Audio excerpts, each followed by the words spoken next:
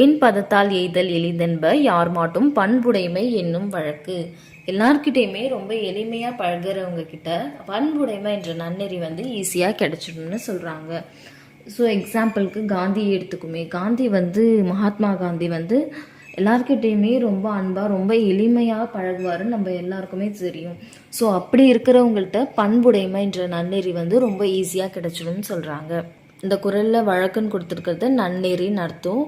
முன்னாடி அன்புடைமை திருக்குறளில் கொடுத்துருந்தது, வழக்கு வந்து வாழ்க்கை நெறின்னு கொடுத்துருந்தாங்க. ஸோ இந்த மாதிரியும் கொஷின்ஸ் கேட்கலாம் டிஎன்பிஎஸ்சியில். இந்த திருக்குறள் கொடுத்துட்டு வழக்குன்னு அர்த்தம் கேட்டாங்கன்னா நன்னெறி, அன்புடைமையில் கொடுத்தாங்கன்னா அது வந்து வாழ்க்கை நெறின்னு அர்த்தம் வரும். அன்புடைமை ஆன்ற குடிப்பிருத்தல் இவ்விரண்டும் பண்புடைமை என்னும் வழக்கு. நம்ம எல்லார்கிட்டையும் அன்புடையவங்களாக இருக்கிறதும் உயர்ந்த குடிப்பிருத்தல், இந்த ரெண்டும் தான் பண்புடைமை அப்படின்னு சொல்கிறாங்க. பண்புடைமைன்னா என்னன்னு கேட்டுக்கிட்டிங்கன்னா எல்லார்கிட்டையுமே அன்பாக இருக்கிறது உயர்ந்த குடிப்பிருத்தல், இவ்விரண்டும் தான் பண்புடைமைக்கான குணங்கள் அப்படின்னு சொல்கிறாங்க. ஸோ இதுவும் டிஎன்பிஎஸ்சியில் கேட்குறதுக்கு சான்ஸ் இருக்குது. பண்புடைமைக்கான குணங்கள் 2 கேட்டாங்கன்னா எல்லார்கிட்டையுமே அன்பாக இருக்கிறது, அன்புடையவராக திகழ்தல், உயர்ந்த குடிப்பிறப்பு, இவ்விரண்டும் தான். ஆன்றனா உயர்ந்த. உறுப்பொத்தல் மக்களொப்பு ஆன்றால் வெறுத்தக்க பண்பொத்தல் ஒப்பதாம் ஒப்பு. ஸோ நம்ம ஒரு விஷயத்தை ஒன்றா சேர்ந்து செய்கிறோன்னு வச்சுக்கோங்களேன், ஒரு கேங்காக. For example காந்திஜியே எடுத்துப்போமே. அவர் வந்து விடுதலைக்காக எவ்வளோ போராடினாருன்னு நமக்கு தெரியும். இப்போ ஒரு சிலர் வந்து விடுதலைக்கு போராடணும்னு எண்ணமே இல்லாமல் ஒருத்தர் இருக்காங்கன்னு வச்சுக்கோங்களேன். சும்மா ஒப்புக்காக வந்து அந்த கேங்கில் இருந்துட்டு நானும் விடுதலைக்கு போராடுறேன் அப்படின்னு சொல்லிட்டு சும்மா இருந்துட்டு இருக்காருன்னா அது வந்து உண்மையான ஒப்புதல் கிடையாது இல்லையா? அவங்களுக்கே தோணணும் நம்ம விடுதலைக்காக போராடணும், நம்ம நாடு வந்து விடுதலை அடையணும்னு சொல்லிட்டு அந்த அந்த பண்பு வந்து அவங்க கிட்ட இருக்கணும். அது இருந்து அவங்க அந்த கேங்கில் ஒருத்தராக இருந்து பாடுபட்டாங்கன்னா தான் அது வந்து ஒப்புதல் அப்படின்னு அர்த்தம். அவங்க கூட ஒத்து போதல் அப்படின்னு அர்த்தம். ஸோ அதுதான் இந்த திருக்குறளில் சொல்கிறாங்க. உடம்பால் ஒத்திருக்கிறது வந்து ஒப்புமை கிடையாது, பண்பால் ஒத்திருக்கணும், அதுதான் சொல்கிறாங்க. நயனோடு நன்றி புரிந்த பயனுடையார் பண்பு பாராட்டும் உலகு.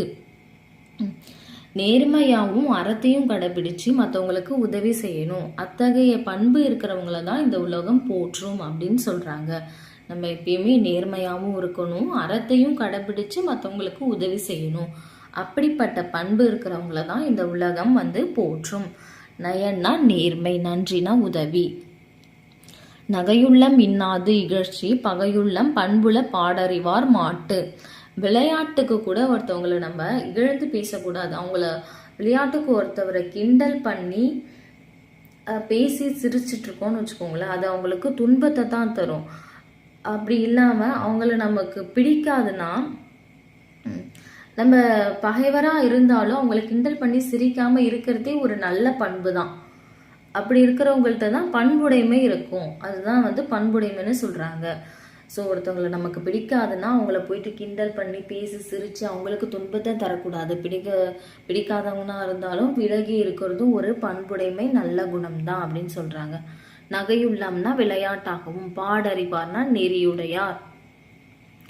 பண்புடையார் பட்டுன்று உலகம் அதுவின்றேல் மண்புக்கு மாய்வது மண். நல்ல பண்புடையவர்கள்லாம் இந்த உலகத்தில் அதிகமாக இருக்கிறதுனால தான் இந்த உலகம் வந்து நிலை பெற்று இருக்கு.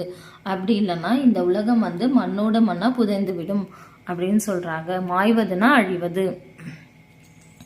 அறம் போலும் கூர்மையரேனும் மரம் போல்வர் மக்கட்பண்பு இல்லாதவர்.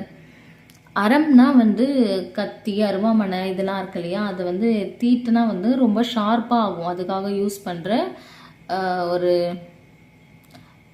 ஒரு வெப்பன் மாதிரின்னு வச்சுக்கோங்களேன். அந்த மாதிரி ரொம்ப ஷார்ப்பான புத்தி உடையவங்களாக இருந்தாலும் அவங்க கிட்ட நல்ல பண்பு இல்லைன்னா அவங்க வந்து ஓரறிவுடைய மரமாக தான் கருதுவாங்க. எவ்வளோ ஷார்ப்பாக புத்தி உள்ள ஒரு ஜீனியஸாக இருந்தாலும் நல்ல பண்பு அவங்க கிட்ட சுத்தமாக இல்லைன்னா அவங்க வந்து ஒரு மரம் மாதிரி தான்.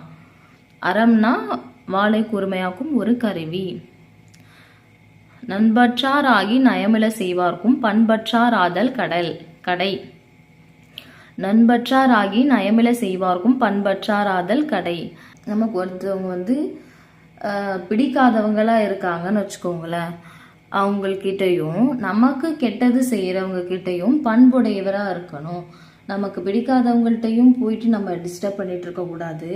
நம்மளை தொல்லை பண்ணுறாங்களேன்னு சொல்லிட்டு அவங்கள்ட்ட போயிட்டு நம்ம பதிலுக்கு வந்து தொல்லை பண்ணிட்டு இருக்கக்கூடாது. நமக்கு பிடிக்காதவங்கள்ட்டையும் நம்மளை பிடிக்காதவங்க கிட்டையும் பண்புடையவங்களாக இருக்கிறது தான் ஒரு நல்ல செயல் அப்படின்னு சொல்கிறாங்க. ஸோ நட்பு கொள்ள இயலாதவர்கள்ட்டும்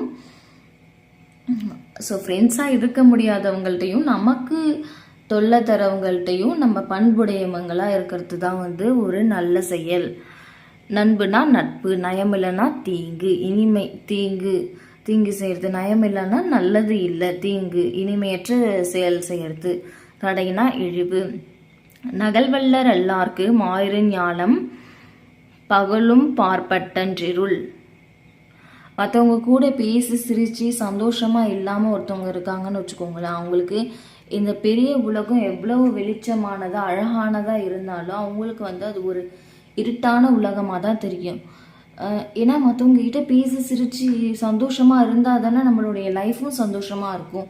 ஸோ பேசாமல் நம்ம பாட்டுக்கு தனிமையிலே இருந்தோன்னா இந்த உலகமும் நமக்கு இருட்டாக தான் தெரியும்னு சொல்கிறாங்க. நகல்வல்லர்னா சிரித்து மகிழ்பவர், மாயிறு ஞாலம்னா மிகப்பெரிய உலகம். பண்பிலான் பெற்ற பெருஞ்செல்வம் நண்பால் நலந்தீமையால் திரிந்தற்று. ஒருத்தவங்க கிட்ட நல்ல பண்பு இல்லைன்னா அவங்க எவ்வளோ பெரிய பணக்காரங்களாக இருந்தாலும் எவ்வளோ நிறைய பணம் இருந்தாலும் அது வந்து ஒரு பாத்திரத்தில் பால் தீஞ்சிட்டா எப்படி இருக்கும், பால் திரிஞ்சு போயிட்டா அந்த மாதிரி தான். ஸோ ஒரு அழகான பாத்திரம் வைக்கிறோம், அதில் பால் ஊற்றி பால் திரிஞ்சிச்சுன்னா அது வேஸ்ட்டு தானே. அந்த மாதிரி தான் வந்து ஒரு பெரிய பணக்காரங்க கிட்ட நல்ல பண்பு இல்லைன்னா அவங்க கிட்ட இருக்கிற பணமும் வேஸ்ட்டு தான் அந்த மாதிரி சொல்கிறாங்க. திரிந்தற்றுனா திரிந்தது போன்று. ஸோ பண்புடைமை திருக்குறள் இதோட முடியுது.